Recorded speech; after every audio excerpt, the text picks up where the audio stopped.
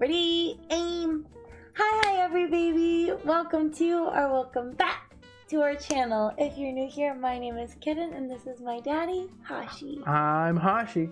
And today we have a couple topics to cover, and we're going to start with, let me get my special little paper. Mental health, specifically how to support a little with mental struggles / trauma. So I guess to start, if you guys don't know, I have a plethora of mental struggles, and so this very, very sweet, amazing caregiver daddy of mine has to kind of go through it with me. And we've had a lot of people, I guess, straight up ask how he deals with it. He doesn't like to say deal with it because he doesn't consider it dealing. He just considers it part of us and our dynamic and our relationship and stuff. But I guess I'll let him take it away because I can't really speak for him. Yes, so I guess a good place to start would just be in the idea of supporting each other. So what that means to me is always listening, communicating, and expressing your truest self in all moments. So if she is going through a hard time, or she is going nonverbal or getting inside her head, just be there, and I sit with her and hold her, and we figure out the situations together. If it's because of something, we try to figure out what it's because of together. And it's a lot of using your mind brain and trying to figure stuff out. But a lot of the time, it's more just listening and being there for them versus trying to come up with a solution, if that makes sense. There was I guess a little bit more specific of a question, and someone was like, when I go through almost depressive spells, I call it waves, but so I'm going to just say it the way I would say it. Waves of depression and just like really sad times where it's like, I don't want to get out of bed. I don't want to do any like normal peopling or adulting whatsoever. Like what do you do in those cases? I guess I just kind of be with you and hold you, figure out what's going on. So from my eyes, what you do is you literally give me the okay to feel that way, and you don't make me feel guilty at all. See, it's really cute and sweet because he doesn't even like see it like that, but he reassures me that like it's fine that I feel this way. He does not make me feel like I'm a terrible person for like needing to literally take extra rest or extra time and to maybe not accomplish anything, because he genuinely makes me feel like drinking water and eating a meal that day is so great. He praises the little things on those days, and I think that that's like really valuable and important for a little, especially a little that's going through like a tough time. Right. I think it's good that we are able to answer these questions together, because a lot of the time I don't really know what I do. I know. If that makes sense. People are like, what do you do for her? I'm like, what do you mean? Like, I'm just me, and I take care of her. For daddy, it's like, in his head, he's like, well, it's a no-brainer. Like, we're in a relationship, so I care for her because, like, that's what you do in a relationship. But, like, a lot of people don't know some of the more, like, basic things, you know? Like, to you, it's just, it's, like, how you are. But for some people who are, like, new to, like, the caregiver life, and it's not just second nature to them, you know, it's got to be broken down. Right. So I guess in those situations where you aren't feeling great, I maybe try to like make snacks or get you water, get you, things, you handle the basics. Stuffies. Like not even just that, but like he does the laundry for us. We have kitty cats. He cleans the litter box for us. He does the dishes for us. He cooks meals for us, or he'll bring food home. He'll check in with me because he works a regular day job and I'm a stay-at-home baby, which like bless, because like if he didn't have a day job, I couldn't do that, you know? And he just covers a lot of things that like I I don't even know how I would manage my life otherwise, because like I do have a lot of mental struggles and a lot of days where like I can't even I don't have words for it. I want to just be small and zone out, you know? Like I feel like a lot of littles experience this, and they don't have like a person to basically financially support them, and they have to kind of tough through, and it just like it's a big old strain. So him kind of stepping in and doing all the adulting, that's kind of what he does. What do I usually do what do I do to make you feel better in those moments? Is the things I do like from my eyes? Yeah, like from your eyes. Honestly, like a big thing is so like example, he's at work and he tells me things like go get your stuffies or go get a diaper on, or he knows the things that are my comfort. So this is just what applies to me, but it can be different for every other dynamic and relationship. But he will say things that he knows will make me feel good, and almost like as like an order or something, but in like a loving way, tell me to go do specific things. And of course I will listen, and honestly it just helps that it shows him supporting the thing that comforts me, if that makes sense. I feel like other littles, I feel like out there, you get what I'm saying. Just having the validation from my person, my caregiver, my daddy, honestly is uplifting in itself. And then it being something that actually comforts me is just like an additive on top of that. Not put yourself in their shoes, that's not the best way to describe it, but like learning somebody and figuring out the things that make them feel good, or avoiding the things that don't, like, but not being afraid. One of the biggest things, I guess, is not being afraid to ask questions to each other. Well, it sounds so silly, but like we say this in every video, communication. Oh, I have one for you though. Okay. Specifically BPD. Like your little is pushing you away, saying don't touch me, don't do this, kind of being self-destructive.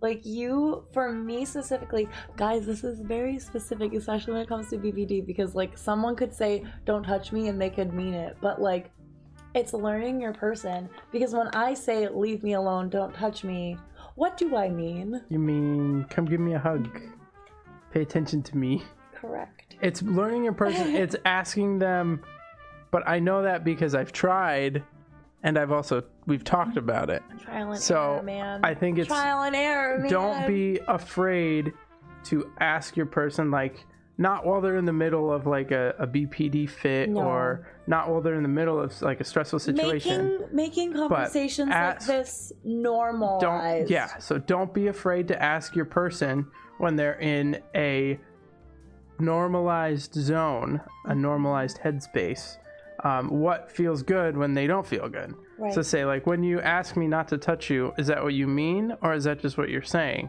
Because a lot of times, at least in our experience, for you, that's just what you're saying, but what you really mean is something else. It's ridiculous. And again, I feel like a lot of people who struggle with the same thing, like, I will just say the things that I think are gonna make you go away, because my brain is saying, like, this is for the best. Like, I'm doing him a favor. Like, my heart is genuinely thinking I'm doing the right thing, but like what my soul and what my actual like self needs is like the absolute opposite.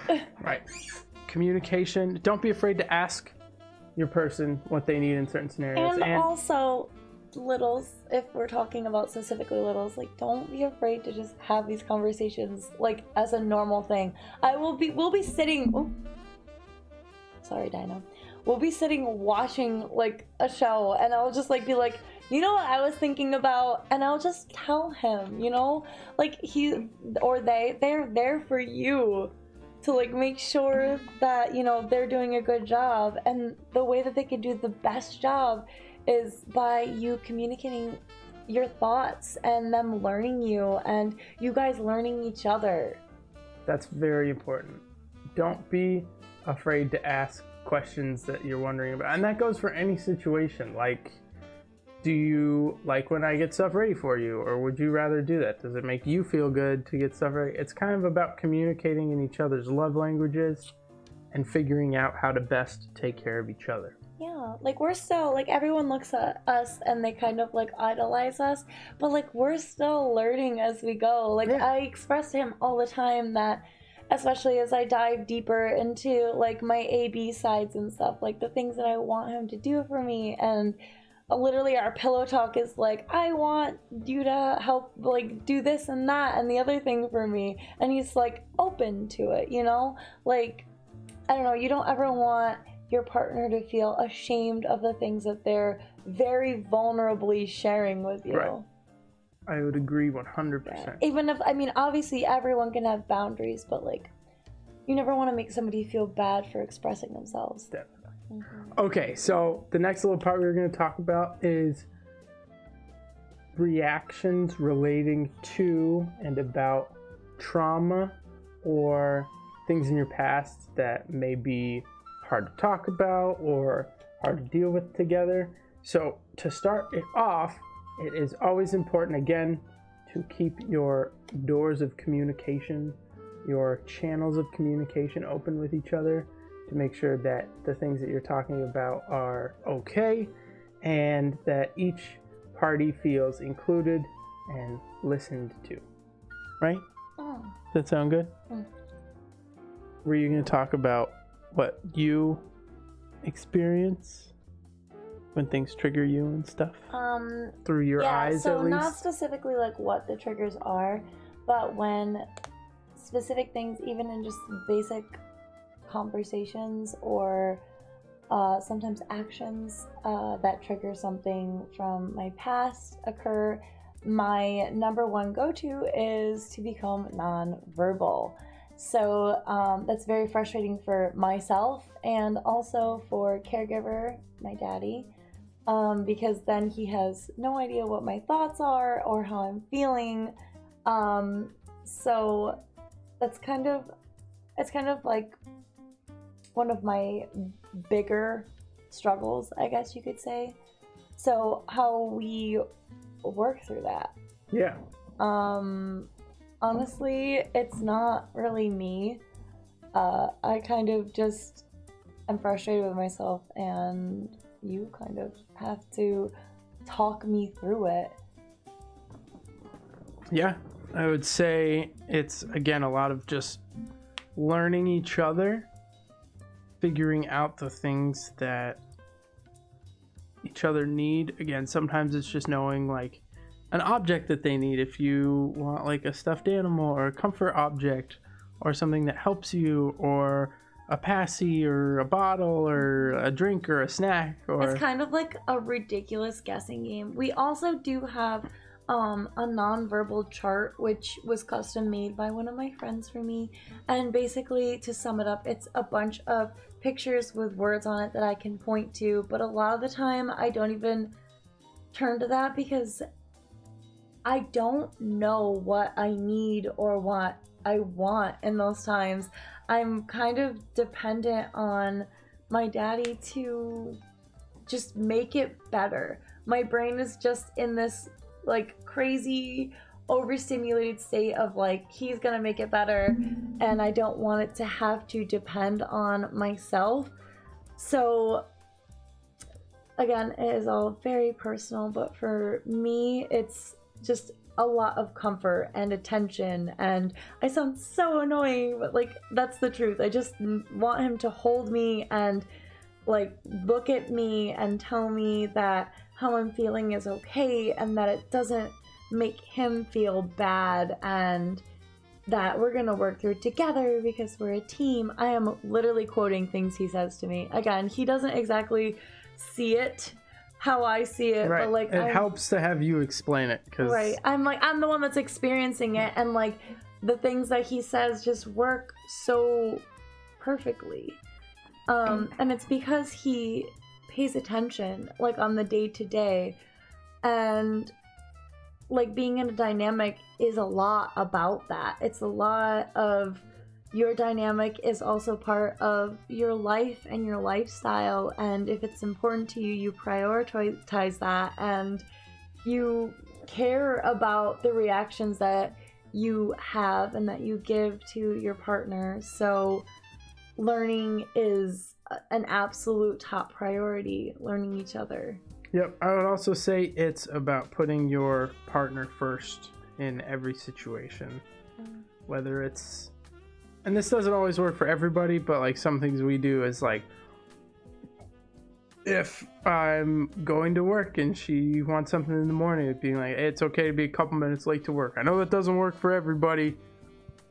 Don't take this advice and like get fired or something, but you know, make sure your person knows that they're more important than work.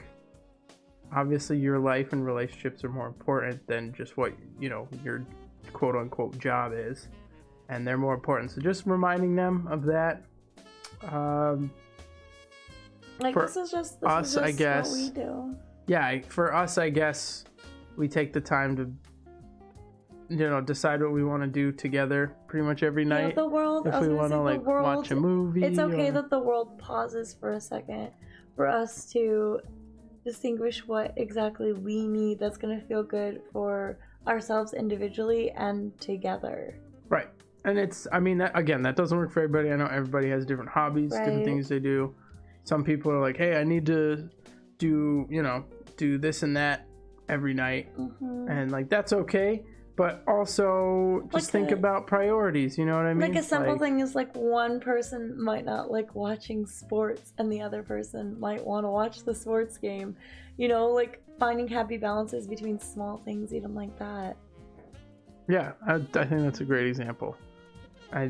Neither of us really like sports. Okay, so. I was giving an example for the general public. I guess it's always just thinking about what would make your person feel the best. So. But also, like, it has to come from both parties. Like, it takes two to tango, you know? Yep. So, like, everyone has to be thinking about each other if you want things to be fluid and happy. Yeah, definitely.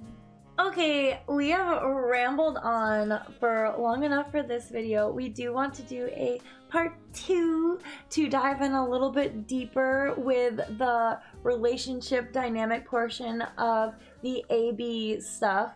So we're gonna do that for another video because, like I said, this one has kind of gone on and on. So I hope that you guys enjoyed this one. If you have any questions about any of the topics we discussed, please leave them in the comments. Hit me up. You know where to find me. And until next time, forehead kiss.